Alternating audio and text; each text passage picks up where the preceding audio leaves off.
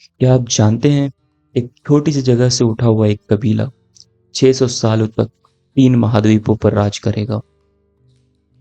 यह है एक कहानी ऑटोमन एम्पायर की। एक साम्राज्य जो सोगुत नाम के एक छोटे से शहर से शुरू हुआ और दुनिया के नक्शों को ही बदल दिया। 1299 का दौर था। एनातोलिया में राजनीति का संतुलन छाया था। सेल्जूक सल्तनत टूट चुकी थी। मंगोल्स दरवाजे पे थे और बैजेंटीन्स कमजोर हो रहे थे। इसी हलचल के बीच एक ट्राइबल लीडर था, उस्मान फर्स्ट। उसने अपना छोटा सा इलाका आजाद घोषित कर दिया। उस्मान के पास था एक सपना, एक इस्लामिक एम्पायर का, जो सिर्फ तलवार से नहीं, ईमान और हुकूमत से बनेगा। उस्मान के बाद उसके बेटे ओरहान ने 1326 में बुरसा जीत ली। यह पहला मेजर सिटी था जो ओटोमन्स ने जीता और यही बना उनका पहला दारुल हुकूमत कैपिटल। यहाँ से उन्होंने एक राज्य नहीं, एक एम्पायर बनाना शुरू किया। 1354 में ऑटोमन्स ने पहली बार यूरोप की मिट्टी पर कदम रखा। 15th सेंचुरी आई और सुल्तान बने दी मेहमद सेकंड, सिर्फ 19 साल के। उन्होंने डिसाइड किया कॉन्स्टेंटिनोपल को लेना ही है।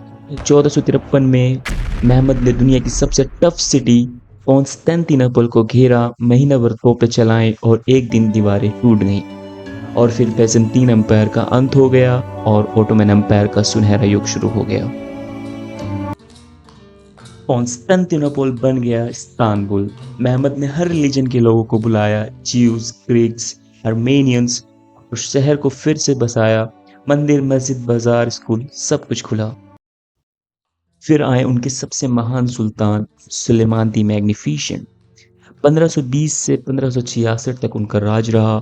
ओटोमन एम्पायर उस समय बेलग्रेड से बगदाद और अल्जीरिया से वियना तक फैल चुका था। वो एक कॉन्करर भी थे और एक समाज सुधारक भी। सुलेमान ने कानून बनाए, सिविल लॉज बनाए, इमारतें बनाए।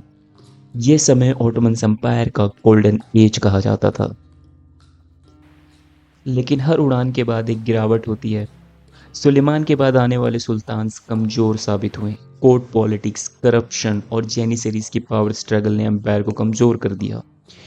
यूरोप में इंडस्ट्रियल रिवॉल्यूशन हो रहा था, साइंस और टेक्नोलॉजी आगे बढ़ रहे थे। 17 और 18 सेंचुरी में उन्होंने रशिया, ऑस्ट्रिया और ईरान से जंग लड़ी और हर बार जमीन हारी। तंजीमत रिफॉर्म्स लाए गए, नए लॉज और मॉडर्न एजुकेशन, पर वो भी हाफ हार्टेड थी। ऑटोमन्स ने जर्मनी के साथ मिलकर वर्ल्ड वॉर 1 में हिस्सा लिया, लेकिन नतीजा बर्बादी निकला। अरब रिवॉल्ट्स हुए, ब्रिटिश ने धोखा दिया और 1918 में ऑटोमन एम्पायर ने सरेंडर कर दिया। ट्रीटी ऑफ सेवरेस के बाद सल्तनत टुकड़ों में बट गया।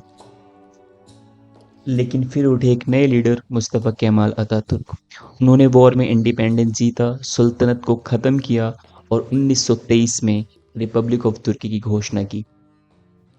इस तरह एक छोटी सी जगह से उठा हुआ एम्पायर दुनिया का एक मेजर फोर्स बना और फिर समय के साथ ख़त्म भी हो गया।